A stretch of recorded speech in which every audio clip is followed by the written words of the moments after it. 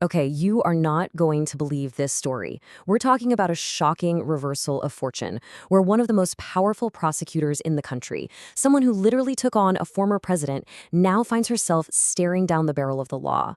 New York Attorney General Letitia James is facing an indictment that could absolutely end her career.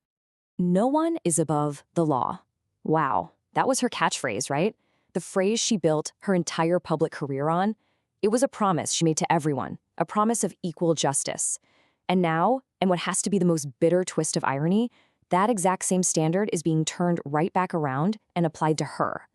Because on October 9th, 2025, a federal grand jury dropped a bombshell indictment that could do more than just end her career. It could put her behind bars for decades, 60 years to be exact. So the huge question is, how on earth did we get here? To really understand the shockwaves this sent through the political and legal world, you first have to get who Letitia James is, and just as important, the powerful enemies she's made along the way. So, as New York's top lawyer, James forged this reputation as a totally relentless prosecutor. And her most famous target, of course, Donald Trump. She promised she would investigate his business empire. And boy, did she deliver. She won a massive civil fraud case that cost him over $355 million. A victory like that made her an absolute giant in the Democratic Party. And that is exactly why this whole situation is so seismic. The very person who was holding others to account is now the one being held accountable. This incredible role reversal, it brings up some really profound questions about the nature of our justice system today. So, what is she actually accused of? You might be thinking it's some massive multi-million-dollar conspiracy, right? Well, the heart of this indictment isn't that at all. It's actually a surprisingly small real estate deal. Let's break it down. Okay, so James is facing 2 felony counts: bank fraud and making false statements. Now, put simply, all that means is that prosecutors are alleging she lied on a loan application so she could get a better deal from a bank. All right, here is the play-by-play of how this supposedly went down. Back in 2020, James bought a pretty modest house in Virginia. Now, to get her mortgage, she signed this common document called a second home rider. And here's why that little piece of paper matters. Banks see houses that people actually live in as less risky than rental properties. I mean, it makes sense, right? People tend to take better care of the place they call home. So banks offer lower interest rates for them. By signing that rider, James was promising the bank she'd use it as a personal second home, not as a rental property. And that got her the better rate. But the indictment alleges she immediately turned around and rented it out. And that single action, prosecutors say, is fraud. So what was the big payoff? What did she actually gain from this alleged deception? According to the indictment, just under $19,000. That's the savings she got from the lower interest rate. Now, for most people, that's a good chunk of change, for sure. But you have to wonder, for a high-profile public figure like Letitia James, is it really worth the risk? But then you see this: 60 years. That's the statutory maximum sentence for these 2 charges if she were to serve them back to back.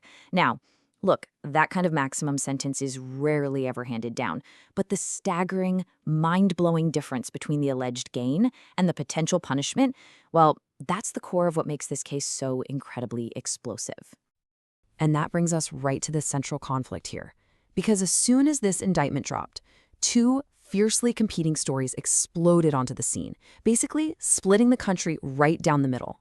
So on one side, you have the argument that this is a blatant, politically motivated hit job, and on the other, you have the argument that this is simply the law being applied equally to everyone, no matter who they are.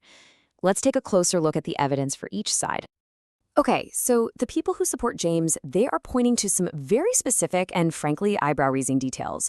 First, the timing. This indictment came after repeated public calls from Donald Trump for the Justice Department to go after his political rivals, and he even mentioned James by name. Second, sources are claiming that career federal prosecutors looked at this case first and decided to pass on it, saying there just wasn't enough evidence. It was only after a former private lawyer for Trump, Lindsay Halligan, was put in charge that charges were brought. So for James's supporters, this is a clear-cut case of the weaponization of the Justice Department. But the other side, they're using Letitia James's own words as their rallying cry. The prosecutor, Lindsay Halligan, said it simply: no one is above the law. From this perspective, all the political stuff is totally irrelevant. The only thing that matters is the alleged crime. They argue that if any regular citizen would be prosecuted for this, then the Attorney General of New York absolutely has to be held to the same standard, if not an even higher one. To do anything else would mean creating a special class of people who are in fact above the law. So with these two incredibly powerful stories clashing head-on, what happens next? Where do we go from here in this high-stakes legal and political drama?